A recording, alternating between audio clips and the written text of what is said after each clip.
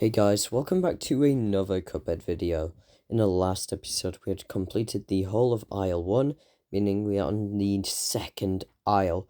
This is probably going to be a lot more challenging since it is substantially harder. It's got a lot more projectiles than the first Isle, but I still believe that we can do it after some time. Anyway, if you enjoy, please like and subscribe. Let's get into the video. Alright, so first we're going to do Beppy the Clown, Baroness von Bonbon, then we're going to go to this dragon-looking guy, to Jimmy the Great, and then Wally Warbles. We will also complete the mausoleum, and buy new things, and do the 2 running guns, but I don't know what order to do that in, so we'll just figure out later. Alright, so here is the first boss, Beppy the Clown. Now, in my opinion, he is quite literally the easiest boss in the whole of Isle 2. Having the most simple, just layout ever, as we can see in the first, phase. He's literally just going round and round. Literally, you can use any weapon except the chaser, probably, to get past him.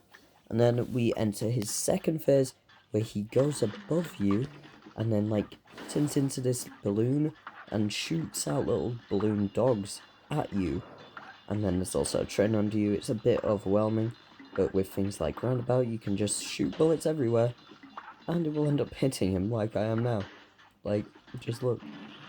Alright, so now we are on the third phase. Probably the most annoying if you get unlucky. I'd say the easiest is the gold one,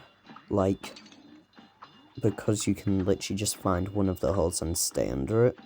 But for everyone else, you can literally just, the green one's just a little bit harder, you know, you have to get used to it, because it's like a pattern, RNG. So, now we move on to the fourth and final phase, where we have the boss coming up as, a ride, literally turning into a ride, with things coming by at lightning speed. Just look at that. And then you saw, it's so overwhelming. You've also got to deal with these little penguins that throw baseballs at you. And I almost died here, as we can see a few seconds ago. But luckily I made it out safe, defeated the boss, and finished probably the easiest boss of Isle 2.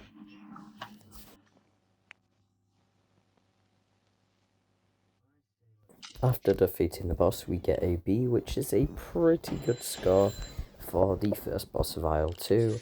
We might get better scores. Let's just go to Baroness von Von and beat Sugar and Shimmy.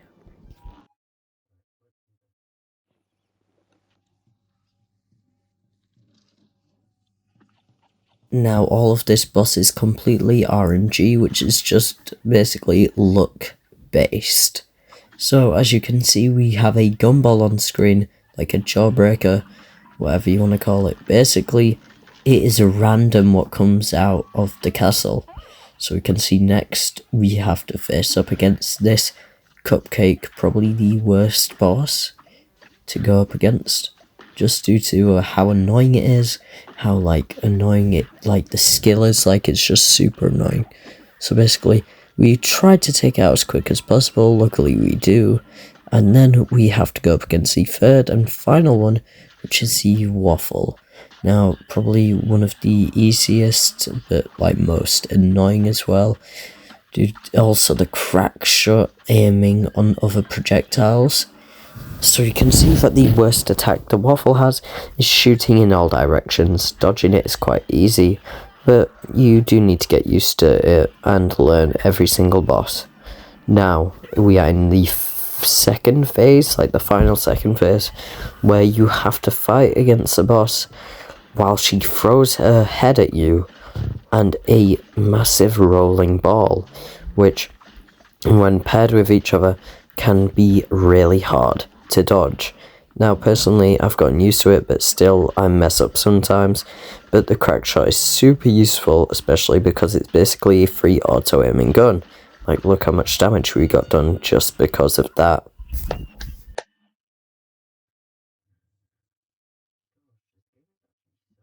So we did this boss on first try as well. It was probably not that hard and we got a B minus, which is super good.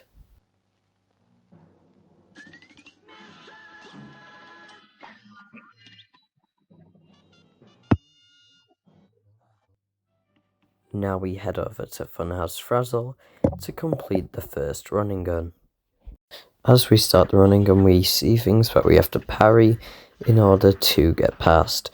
That's only when switching.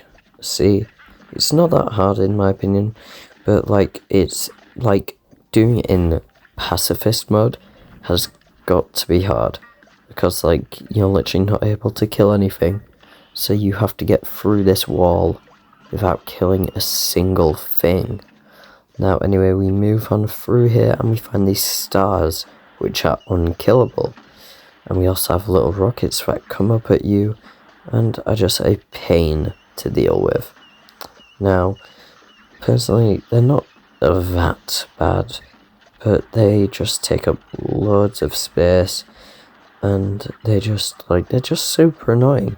And then over here we have a sort of conveyor belt where you have to kill these saxophones, and probably one of the easier ones to do since you can just stand on the top, basically dodging everything. Now here we have to switch in order to not die, and then we thankfully take this guy out, meaning we can move on.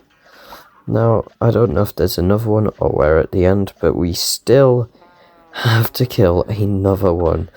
Hopefully we do not take any damage, but once again we take more damage, down to our final life. Time is running short, we have to get there quick. I almost lose the entire run, but luckily we take out the eye at the end and beat the first running gun.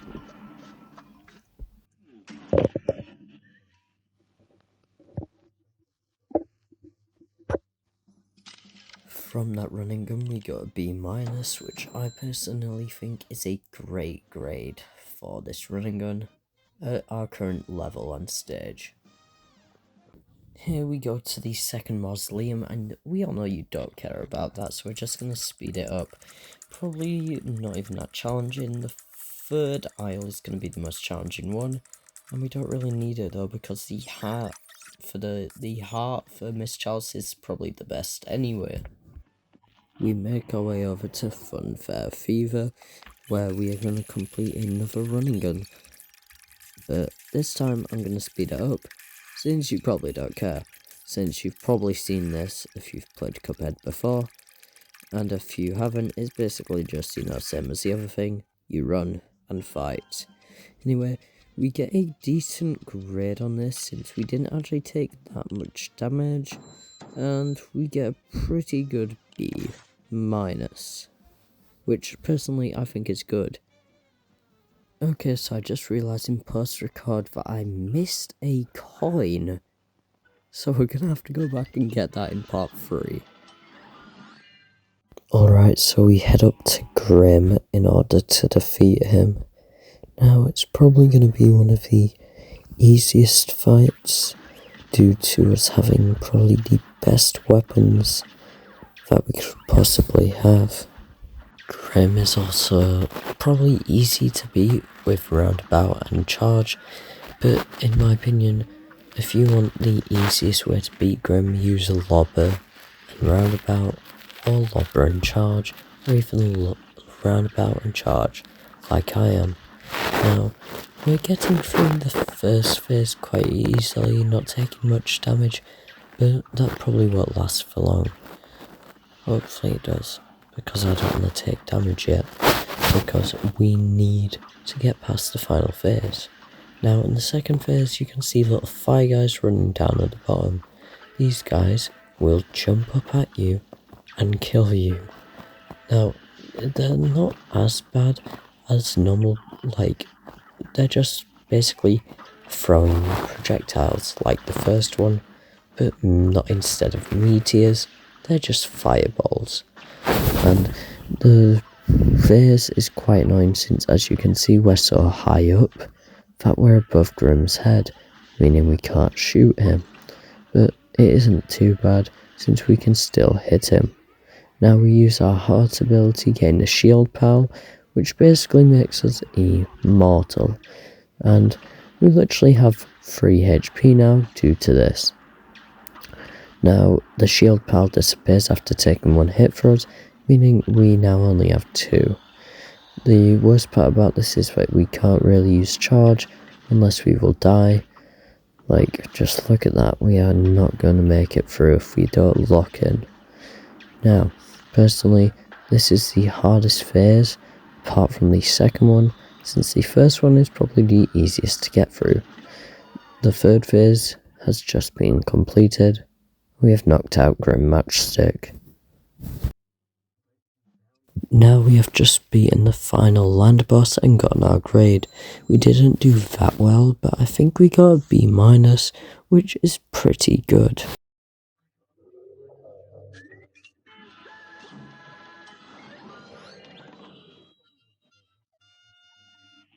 Now we head over to Jimmy the Great, probably the most easy plain boss we're gonna have to deal with in this video. Now Jimmy the Great starts off by throwing random projectiles at you. It can either be cats, artifacts, or even swords. Now this has to be all RNG, I mean it literally is, and this can decide your entire run, if it will be good or bad.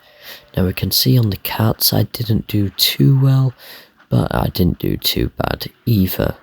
Now in the second phase we have to deal with these little masks like heads, where you have to find the right pattern and go and destroy the Jimmy's head. This also does a lot more damage to the boss, which is why you want to kill as many as possible. Now we move on to the third phase, where the Jimmy is this sort of tongue thing in a, I don't know what the name is, a tomb, yeah. This guy just sits there so you can stay at the top and use a bomb in the perfect position. Now we have to fight a literal Cuphead, which is a copy and pasted version of ourselves. Now probably it's like decently hard. You've got to deal with 2 projectiles being in front of you once, but you also have to deal with the hat as well, and half of your screen is literally cut off due to the Cuphead. Now probably it's half decent, this boss, because it does have some balance like stuff, and you also get so much room if you don't choose a secret route in the final phase. Now we can see 3 pyramids circling around us, which light up with purple beams that will kill us. The Jimmy also summons a white laser that damages us, but luckily we knock him out before he can do so. In my opinion, we did quite good there, and I'm actually happy that we got an A-. Hopefully we can do good on the second plane boss, Wally Warbles. Now we are at Wally Warbles, whatever you want to call him. He's a pain in the arse, so we're going to want to make quick work of him and just mainly try to get rid of him as fast as possible, you know, get rid of him, whatever you want to say. So the first phase we can just sit on the back wall and wait for him to shoot these little eggs at us, like Yoshi eggs, and he literally sometimes pulls out a gun and tries shooting us, which is just super unfair because you have no idea when he's going to do it or when he isn't. Now you also have to deal with birds at the top and bottom sometimes. They randomly spawn in, just like now, and you have to parry the pink one if you want to get any parries, since you'll have only one other chance to do so, apart from the final phase. Now he goes into his second phase, which is shooting loads and loads of feathers at you, but in all, it's quite easy. You just have to move up, down, up, which personally is the easiest thing that you could possibly do in a boss fight. Also, it's just super simple, and literally, it's not even that hard, so just give it a go yourself if you're struggling, then just mainly focus on like dodging when he's shooting all the feathers. Now we enter the third phase, which is probably the most annoying phase. It will constantly cover up and then shoot at you, which is a parryable thing, but still annoying since you can't attack it once it is shielded up, which personally is a huge problem since this is the hardest part and probably one of the longest parts, especially if you're playing in doubles. But I think it personally makes it worth an aisle 2 boss. If this part wasn't in, it would probably be an aisle 1. Now we move on to the fourth and final phase, where these two little birds are holding up Wally as he shoots at you injured on a sort of thing. I don't know what it is, but we have to try and survive while shooting at him. A heart comes out of his mouth, which is literally his heart, and eventually we knock him out, beating Aisle 2. In my opinion, that was probably the most stressful fight in Aisle 2, taking a whole 2 minutes and 20 seconds, but I think it was worth getting the B+. Thank you all so much for watching this video, and I hope to see you in part 3 of Cuphead. Anyway, bye bye.